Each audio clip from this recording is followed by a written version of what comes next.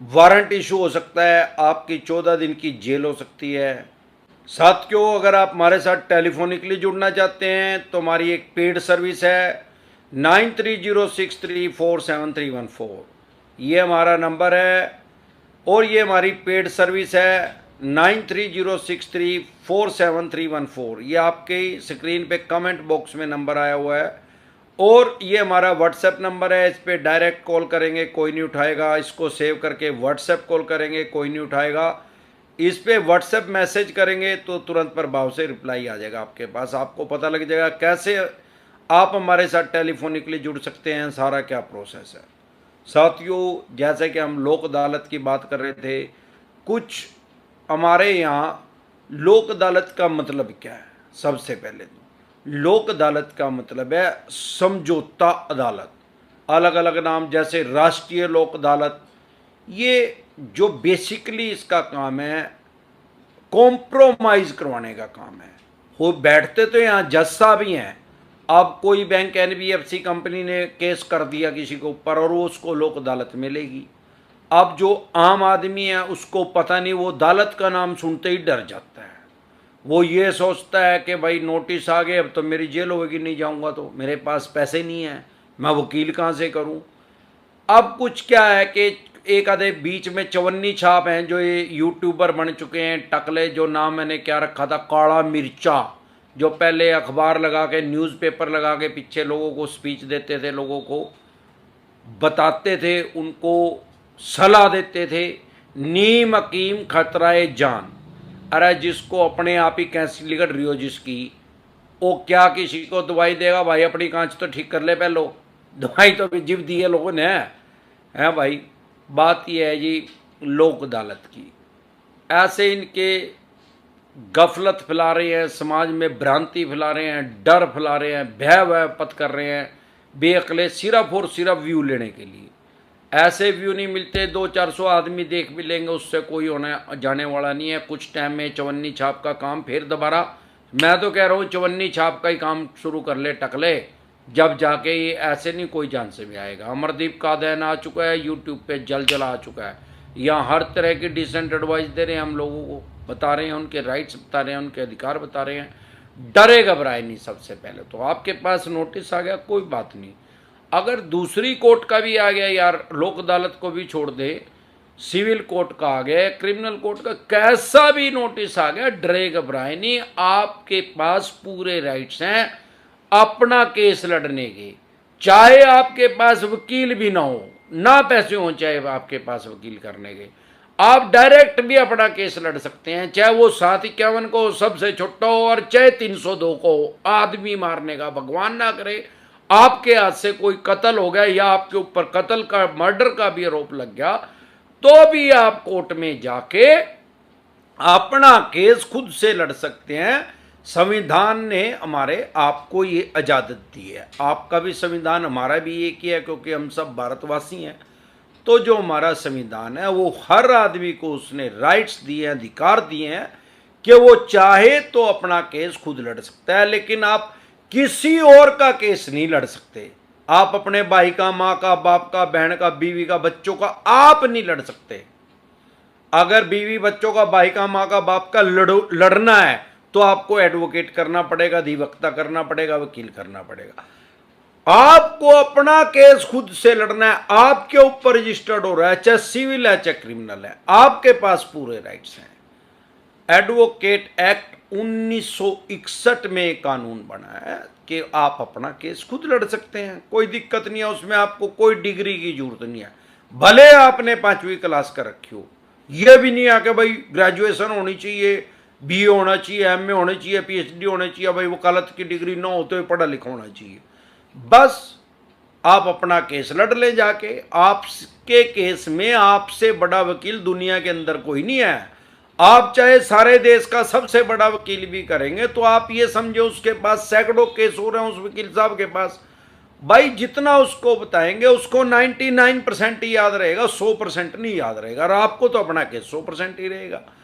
अब जो लोक अदालत में होता है क्या है, क्यों लोक अदालत का जन्म हुआ, किस लिए लोक अदालत लगाई जाती है? भाई हमारे देश में क्या है, पॉपुलेशन तो बहुत ज्यादा है, जनसंख्या तो लगभग 135 करोड़ के करीब आदमी है, कोर्ट उतनी है नहीं। कोर्ट में क्या है, भीड़ बहुत ज्यादा, रश, ट्रैफिक बहुत ज्यादा है केसों की, खास तौर पे सिविल के केस की। अब वो टाइमली उनको डिसीजन नहीं आ पाता क्योंकि ट्रैफिक इतनी ज्यादा है यार। एक दिन में 400-500 तारीख लगेंगी, बड़ी कोर्ट होगी तो, छोटी भी होगी तो 100-150 तो लगभग लगे ही हैं भाई। और मेट्रो सिटी में आप रहते हो ज्यादा भी लग जाए भाई। अब जज साहब भी तो आदमी है, कितनों का डिसीजन देंगे। तो सरकार भी ये चाहती है, कोर्ट भी ये चाहती है कि जो ये केस हैं इनका भार कम हो, अननेसेसरी ट्रैफिक ज़्यादा ना आए। उसमें कौन से केस जाते हैं, जो समझौता योग्य होते हैं, मतलब जिनमें कॉम्प्रोमाइज अलाउड है, ये समझे सबसे पहले। ऐसा नहीं है कि आपने कोई मर्डर कर दिया और आप उसको लोक अदालत में ले जाओ, वो वहां नहीं लगेगी उसकी तारीख, वो नहीं जा सकता। क्योंकि जो 302 का केस है या 307 का केस है, मर्डर का केस हो गया 302 का, या इरादा कत्ल हो गया 307 का, अटेम्प्ट टू मर्डर हो गया, इस टाइप के केस समझौते अदालत में जा नहीं सकते, कॉम्प्रोमाइज के लायक नहीं है, समझौता योग्य केस नहीं है। वहां जा कौन से कह सकते हैं भाई, मकान दुकान जमीन जायदाद का आपस में भाइयों का रोल हो रहे हो, माँ बाप के लो हो रहे हो, कागजी लड़ाई हो रही हो, भाई मेरा हिस्सा कमाया, मेरा हिस्सा ज्यादा है, वो केस वहां जा सकते हैं। सिविल के सारे केस वहां जा सकते हैं। दीवानी के, हमारे देश में 2 तरह के केस होते हैं, सिविल का, क्रिमिनल का। दीवानी का और फौजदारी का, उन्हीं के आगे आगे अलग अलग ब्रांड है। तो आप सिविल का केस लेके लोक अदालत में जा सकते हैं। उसके अलावा एक्सीडेंटल केस जाते हैं, जो मेरे देखने में आज जा सकते हैं, क्योंकि वो समझौता योग्य है। भगवान ना करे किसी की टांग कट गई, किसी का हाथ टूट गया एक्सीडेंट में, कोई एक्सपायर हो गया, इंश्योरेंस कंपनी के साथ केस चलो, इस टाइप के केस चले जाते हैं। या इसके अलावा कुछ क्रिमिनल केस भी ऐसे हैं जो समझौता योग्य हैं, जिनमें कॉम्प्रोमाइज हो सकता है, जैसे 420 का, इसमें कॉम्प्रोमाइज हो सकता है, ये भी सेटलमेंट की अदालत में जा सकता है, लोक अदालत में। लेकिन होता क्या है, उसमें पहले प्रक्रिया को समझे भाई। 2 नोटिस इशू करे उसने, बैंक या एनबीएफसी कंपनी के नाम, जहां से आपने लोन लिया, क्योंकि आज ज्यादातर तो लोन की सबसे ज्यादा बीमारी है और हम लोन के ही डॉक्टर हैं भाई। इसको कहता हूं, अगर आपसे लोन नहीं दिया जा रहा, इसको कहता हूं मैं लोन की कैंसर। जब आप हमारे साथ टेलीफोनिकली जुड़ते हैं तो मैं ये समझता हूं कि इसकी लोन की कैंसर जो है, इस आदमी की कौन सी स्टेज में पहुंच चुकी है, फर्स्ट, सेकंड, थर्ड, क्या ये दवाई से ठीक हो सकती है या अब इसका ऑपरेशन इलाज है। तो इस तरीके से अब जो वो बैंक या एनबीएफसी कंपनी ने वहां केस डाल दिया, तो वहां से नोटिस तो इशू होएगा, तो कानूनी प्रक्रिया यार। 2 नोटिस इशू होंगे, एक पार्टी के पास जाएगा जो कर्जदार है, एक कर्जदाता के पास जाएगा जिसने कर्ज दिया है। अब मान लो आपने वो नोटिस लिया ही नहीं, तो भी आपके ऊपर कोर्ट कोई कार्रवाई नहीं करेगी, क्योंकि वो तो समझौते की अदालत है। डरे घबराए नहीं है, चवन्नी छाप कहते हैं जो यूट्यूबर बन रहे हैं, जेल हो जाएगी, 14 दिन की जेल हो जाएगी, फलाने की जेल हो जाएगी। अरे भीख मंगे जेल क्या की हो जाएगी यार, कड़ी पंचायत हो रही, मान लो कोई सरपंच बैठा है या एमसी है या आपके चौधरी है या मुखिया है, वो आपको बुला रहा है समझौता करवाने के लिए, 2 पार्टियों की लड़ाई, आपकी मर्जी है, जाओ ना जाओ, आप नहीं करना चाहते समझौता, आपने नोटिस लिया, नो मैटर, कोई फर्क नहीं। आपने ले भी लिया, आप नहीं गए तो भी कोई बात नहीं, उनको समझ में आ जाएगी भाई ये सेटलमेंट करना ही नहीं चाहता है, समझौता करना ही नहीं चाहता। आपने नोटिस ले लिया, आप चले भी गए, आपके पास वकील नहीं है तो आप डायरेक्ट पेश हो जाओ, आपके पास वकील है तो वकील को लेके पेश हो जाओ। मैं तो ये कहता हूं वकील की इसमें जरूरत नहीं, क्यों फीस दो भाई, डायरेक्ट जाके पेश हो जाओ।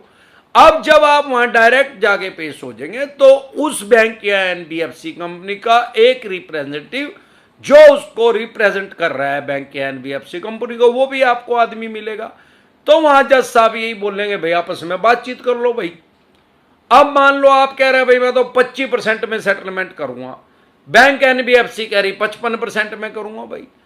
हो सकता है आपकी 40 में हो जाए, हो सकता है 35 में हो जाए और हो सके 25 में, डिपेंड करेगा तो उस बैंक और एनबीएफसी कंपनी की कितनी कांच लिगड़ रही, कितनी उसको पैसे की जरूरत है, कितना टाइम ज्यादा हो गया है लोन डिफॉल्ट किए हुए आपको। आपके पास पैसे हो तो इनको इस चक्कर में ना पड़ो यार, इनके पैसे ही दे दो। क्यों? ये फाइनेंशियल डेथ करेंगे, सिविल खराब करेंगे। और नहीं है तो भाई जितना ज्यादा टाइम आपको हो चुका है उतना ज्यादा है डिस्काउंट देंगे, सीधा हिसाब है। अगर आपकी सेटलमेंट होगी, वहां समझौता हो गया, कॉम्प्रोमाइज हो गया, वो चाहे 25% में हो यार, चाहे 75% में हो, ये मैटर नहीं करता, दोनों पार्टी साइन कर देंगी। जिंदगी में फिर ना तो आप उसको किसी ऊपरी अदालत में चैलेंज कर सकते, और ना ही वो बैंक और एनबीएफसी कंपनी उस केस को, उस पर्टिकुलर लोन को आगे चैलेंज नहीं कर सकता। और ये भी जरूरी नहीं है, ये भी मैं आपका भ्रम दूर कर दूं कि मान लो आपका 10 लाख रुपए का लोन है और वो हो गया कॉम्प्रोमाइज 3.5 लाख रुपए में, और आप ये सोचो जाने से पहले यार 3.5 तो मेरे पे ही नहीं, अगर मेरा 2.5 लाख में भी होगा, मेरे पास तो 2.5 लाख नहीं है। वो कॉम्प्रोमाइज इंस्टॉलमेंट में भी हो जाता है। ये जरूरी नहीं है कि कॉम्प्रोमाइज में नियम शर्तें वहां रखी जाएंगी आपके द्वारा, भाई अभी नहीं है मेरे पे, मैं तो 20-20, 30-30, 40-40 करके दे दूंगा, तो वो इंस्टॉलमेंट में भी हो सकता है। वो डिपेंड करेगा म्यूचुअल अंडरस्टैंडिंग में। अगर किसी कारण से आप 25 कह रहे हैं, वो 35 से 40 से नीचे ही नहीं आ रहा है बैंक या एनबीएफसी कंपनी वाला, तो आपका कॉम्प्रोमाइज नहीं होगा। कॉम्प्रोमाइज नहीं होगा तो नॉर्मल केस हो जाएगा यार। जज साहब आपको फोर्स नहीं करेंगे, दबाव नहीं डालेंगे कि कर कॉम्प्रोमाइज, कोई भी आपके ऊपर दबाव नहीं डालेगा, ना बैंक और एनबीएफसी कंपनी। हाँ ये जरूर है, कोई चवन्नी छाप आ रहे हो, आपको ड्राई 420 लग जाएगी, फलानी लग जाएगी, ना करेगा तो जेल भेज देगा जज, वो ऐसा नहीं होगा, वो फिर नॉर्मल केस हो जाएगा यार, आप अपने घर आ जाओगे बस। अब आपको क्या समझ में आया भाई? लोक अदालत का नोटिस आया, आपने लिया ना लिया नो मैटर, आपने ले लिया, आप नहीं गए नो मैटर, आप चले गए, आपने नहीं किया कॉम्प्रोमाइज नो मैटर, कोई मायने नहीं रखता, आपकी मर्जी है, आप कॉम्प्रोमाइज करें, आपकी मर्जी है ना करें। यहां तक मेरे को लगता है आपको सारी बात समझ में आ गई है। अगर फिर भी कोई दिक्कत परेशानी, आप हमारे साथ टेलीफोनिकली जुड़ना चाहते हैं तो हमारा स्क्रीन पे आपकी नंबर आया हुआ हमारा कमेंट बॉक्स के अंदर, जो कि हमारी पेड सर्विस है 9306347314। ये हमारा व्हाट्सएप नंबर है, इस पे आप कॉल करेंगे कोई नहीं उठाएगा, व्हाट्सएप कॉल करेंगे कोई नहीं उठाएगा, मैसेज करेंगे व्हाट्सएप तुरंत रिप्लाई आएगा आपके पास, आपको पता लगेगा क्या प्रोसेस है। इसके अलावा एक चैनल